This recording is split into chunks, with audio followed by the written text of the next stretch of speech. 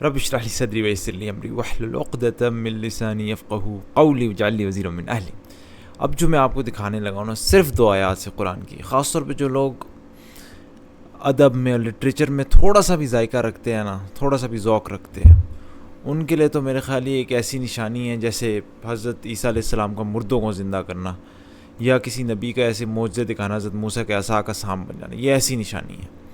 صرف 2 آیات میں آپ کو دکھاؤں گا، اس میں حضرت مریم علیہ السلام، حضرت عیسیٰ علیہ السلام کا ذکر ہے۔ ایک آیت سورہ تحریم سے، سورہ نمبر 67 آیت نمبر 12، اس کا ترجمہ میں آپ کے سامنے پڑھ دیتا ہوں۔ اعوذ باللہ من الشیطان الرجیم۔ اور مریم کی بیٹی اور عمران کی بیٹی مریم کی مثال دیتا ہے، جس نے اپنی شرمگاہ کی حفاظت کی تھی، پھر ہم نے اس کے اندر اپنی طرف سے روح پھونک دی، یعنی کہ اس کی شرمگاہ کے اندر یا اس کے اندر، اور اس نے اپنے رب کے ارشادات اور اس کی کتابوں کی تصدیق کی، اور وہ اطاعت گزاروں میں سے تھی۔ یہ تھا ترجمہ سورہ تحریم سے، آیت نمبر 12۔ ایسے ہی ملتی جلتی آیت سورہ انبیاء میں، سورہ نمبر 21 میں، آیت نمبر 91۔ اور وہ خاتون جس نے اپنی عصمت، اپنی شرمگاہ کی حفاظت کی تھی، ہم نے اس کے اندر، اس خاتون کے اندر اپنی روح سے پھونکا، اور اسے اور اس کے بیٹے کو، عیسیٰ علیہ السلام کو، دنیا بھر کے لیے نشانی بنا دیا۔ اب میں آپ کو کچھ تھوڑے سے فرق بتاؤں گا ان 2 آیات میں۔ سورہ تحریم میں حضرت مریم کا نام لیا گیا، مریم۔ سورہ انبیاء میں صرف کا وہ خاتون۔ سورہ تحریم میں کہا گیا اس کے شرمگاہ کے اندر ہم نے پھونک دی، شرمگاہ کے اندر، فی ہی، اس کی شرمگاہ کے اندر یا اس کے جسم، کپڑے کے اندر۔ یہاں پہ کہا اس کے اندر، یعنی اس پوری عورت کے اندر۔ سورہ تحریم میں کہا گیا وہ سورہ تحریم میں بیٹے کا ذکر نہیں، سورہ انبیاء میں بیٹے کا ذکر ہے، حضرت عیسیٰ کا۔ اور پھر دنیا بھر کے لیے، سورہ انبیاء میں دنیا بھر کے لیے نشانی، سورہ تحریم میں وہ اطاعت گزاروں میں سے تھی۔ ابھی کچھ فرق دکھائے ہیں میں نے آپ کے لیے، صرف یہ ایک ایز فرسٹ ہینڈ انفارمیشن۔ اب میں آپ کو بتاؤں گا اس کے اندر خوبصورتی کیا۔ اب آپ دیکھتے چلے جائیں اور حیران ہوتے چلے جائیں، میں ایک ایک کر کے آپ کو اس میں فرق بتانے لگا ہوں جو میں نے یہاں پہ لکھے ہیں۔ سب سے پہلے آپ دیکھیں کہ سورۃ التحریم میں ان کا نام لیا گیا، مریم، عمران کی بیٹی مریم۔ اب اس کا ادھر اس کانٹیکسٹ میں نام کیوں لیا گیا، جبکہ سورہ انبیاء میں ان کا کہا بس وہ خاتون، نام نہیں لیا گیا۔ اب آپ دیکھیں خوبصورتی۔ سورہ تحریم کی سارا جو کانٹیکسٹ ہے وہ عورتوں کے بارے میں، شروع سے دیکھیں، اے نبی تم کیوں اس چیز کو حرام کرتے ہو، اپنی بیویوں کو خوش چاہنے کے لیے، اور بیویوں کے بارے میں بات ہو رہی ہے۔ جب نبی نے ایک بیوی سے راز میں رکھی اور ساری بیویوں کی بات ہو رہی ہے، حتیٰ کہ اس صورت کے اندر مثال دی گئی بری اچھی عورتوں، کافروں کے معاملے میں نوح اور لوط کی بیویوں کو بطور مثال پیش کیا گیا، اور پھر اہل ایمان کے معاملے میں فرعون کی بیوی۔ تو جہاں ساری عورتوں کا ذکر ہے وہاں پہ ان کو جو ہے ان کا نام مریم لیا گیا، کیونکہ عورتوں کے کانٹیکس میں۔ جبکہ سورہ انبیاء میں جہاں کا واللتی، وہ خاتون جس نے اپنے عصمت و حفاظت کی، اس میں ان کا نام نہیں لیا گیا۔ کیوں؟ کیونکہ سارا کانٹیکسٹ مردوں کے بارے میں، نبیوں کے بارے میں، ہم موسیٰ اور ہارون، ابراہیم، اس کے بعد ابراہیم کے بعد ان کے بیٹے اور پوتے، اسحاق، یعقوب اور پھر لوط۔ یہاں پہ آپ دیکھتے رہے چلے جائیں، پوری ایک لسٹ ہے نبیوں کی، داؤد، سلیمان۔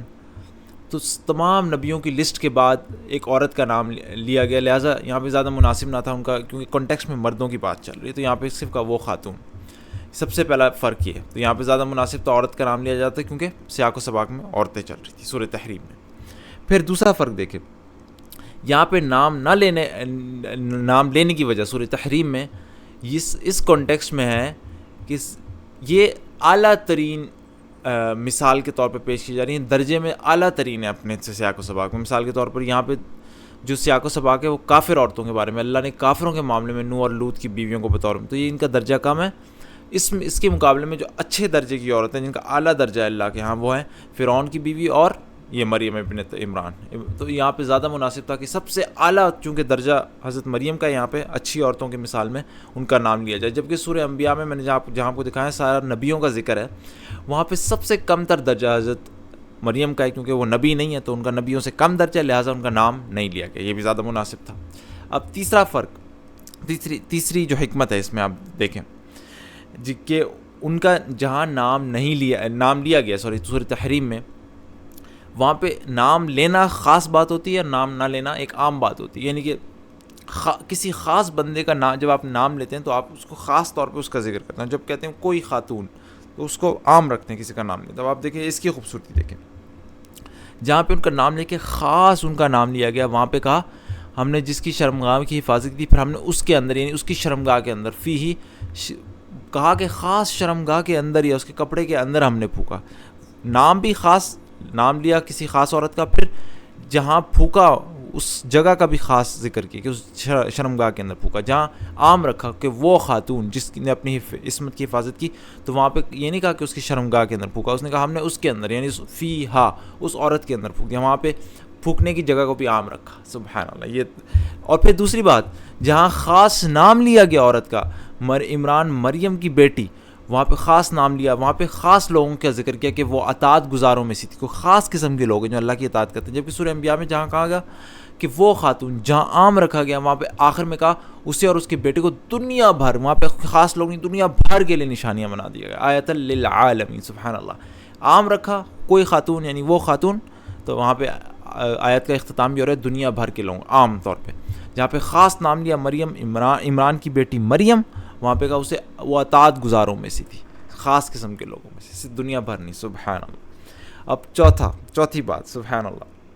اور یہ دیکھیں کہ عیسیٰ علیہ السلام کا ذکر اس آیت میں نہیں کیا گیا سورہ تحریم میں، جبکہ سورہ انبیاء میں کہا کہ اسے اور اس کے بیٹے کو. اب یہ اس کی حکمت دیکھیں، میں نے آپ کو پہلے ہی دکھا دیا. سورہ تحریم کے کانٹیکسٹ میں عورتوں کی ساری بات ہو رہی ہے، یہاں پہ مردوں کا ذکر ہی نہیں، تو یہاں پہ زیادہ مناسب تھا عیسیٰ علیہ السلام کا نام نہ لیا جاتا. جبکہ سورہ انبیاء کے کانٹیکسٹ میں نے آپ کو دکھایا نبیوں کا ذکر تھا، عیسیٰ علیہ السلام ایک نبی تھے، تو سبحان اللہ زیادہ مناسب تھا کہ ان کا نام لیا جاتا. اور ایون اس سے جو جسٹ پچھلی آیت ہے، اس آیت سے جسٹ جو پچھلی اگر آپ آیت دیکھیں، یہ آیت نمبر 91 تھی، اس سے جسٹ پچھلی آیت دیکھیں، اس میں ذکر ہے ایک نبی کے معجزانہ بچے پیدا ہونے کی. پس ہم نے اس کی دعا قبول کی اور اسے یحییٰ عطا کیا اور اس کی بیوی کو اس کے لیے درست کر دیا. یعنی آپ کو پتہ ہے حضرت یحییٰ علیہ السلام بھی ایک معجزانہ طریقے سے پیدا ہوئے تھے. آلدو ماں باپ تھے، لیکن اس کے اندر اس کے جو باپ تھے بڑی عمر تھی، عورت بانجھ تھی، اس کے باوجود یہ بھی ایک معجزانہ طریقے سے پیدا ہوئے. تو زیادہ مناسب تھا اس کی اگلی آیت جہاں حضرت مریم علیہ السلام کا ذکر ہے، ان کے بیٹے کا بھی ذکر کریں جو کہ معجزانہ طریقے سے پیدا ہوئے. اور پھر دوسری سب سے بڑی بات یہ کہ سارے نبیوں کی ایک فہرست آ رہی ہے، تو ساتھ میں مناسب تھا حضرت عیسیٰ علیہ السلام کا ذکر کرنا. چوتھا پوائنٹ. اب پانچواں پوائنٹ دیکھیں، یہاں پہ کہا گیا سورہ تحریم میں کہ یہاں پہ عورتوں کے لیے ایک مثال پیش کی گئی ہے. تو یہاں پہ عورتوں کے لیے مثال، حضرت مریم علیہ السلام کو ایک مثال اللہ دیتا ہے ان کی اچھی عورت ہونے کے لیے، دوسروں کے لیے مثال بنے. یہاں پہ یہ مناسب نہ تھا حضرت عیسیٰ کا ذکر کرنا، کیونکہ حضرت عیسیٰ کی پیدائش اور دوسری عورتوں کے لیے ایک مثال نہیں ہے، کیونکہ باقی عورتیں تو مردوں کے ساتھ بچے پیدا کرتی ہیں، وہ ان کا ذکر کرنا مناسب نہ تھا. جبکہ سورہ انبیاء میں یہاں پہ ان کو کہا گیا کہ وہ دنیا کے لیے نشانی ہے. نشانی تو کوئی ایسی چیز ہوتی ہے جو عام عادت سے ہٹ کے جو معجزہ ہو، جو کہ حضرت عیسیٰ علیہ السلام تھے، تو یہاں پہ زیادہ مناسب تھا. سبحان اللہ ذکر کرنا. تو یہ میں نے آپ کو 5 فرق دکھائے. سبحان اللہ. ایک ٹھیک ہے 5 فرق سورہ تحریم میں میں آپ کو دوبارہ سے دہرا دیتا ہوں تمام فرق جو میں نے آپ کو دکھائے.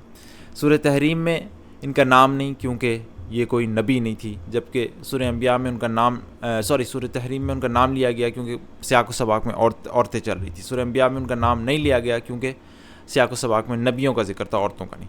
نمبر 2، سورہ تحریم میں سب سے اعلیٰ درجے کا سب سے اعلیٰ ان کا درجہ تھا، کیونکہ اچھے عورتوں کے مثال میں ان کا ذکر کیا جا رہا تھا، تو ان کا نام لیا گیا. سورہ انبیاء میں ان کا سب سے کم تر درجہ تھا، کیونکہ نبیوں سے ان کا درجہ کم ہے، لہٰذا ان کا نام نہیں لیا گیا.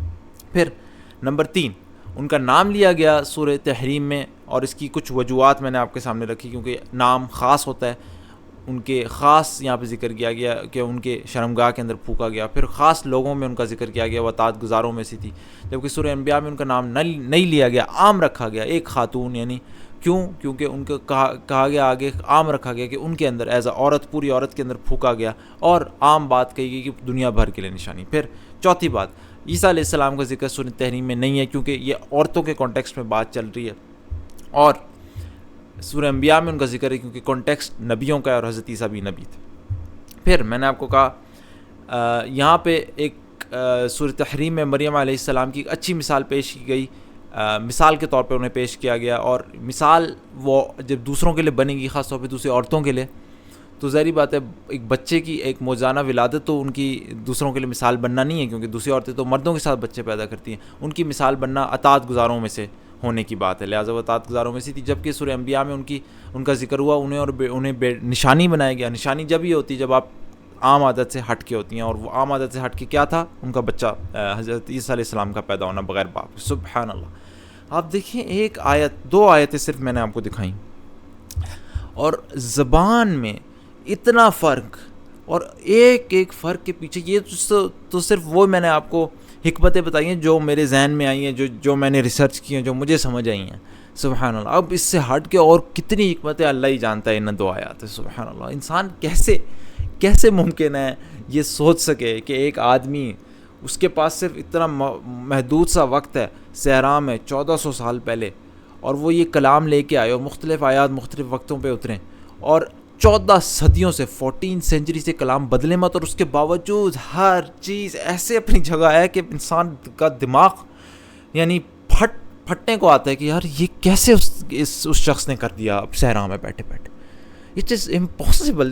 یہ 2 آیتیں ہی کافی تھی. باقی قرآن کا تو ابھی اب چھوڑیں، وہ جو اس کے موضوع تو اپنی جگہ ہیں. یہ 2 آیتوں کے موضوع دیکھ کے بندہ حیران ہو جاتا ہے کہ صرف ایک لفظ کس طریقے سے اللہ تعالیٰ نے ترتیب دیا ہوا ہے. بندہ سوچے کہ یار یہ کس نے اتنا عجیب قسم کا یہ لٹریچر لکھ دیا ہے.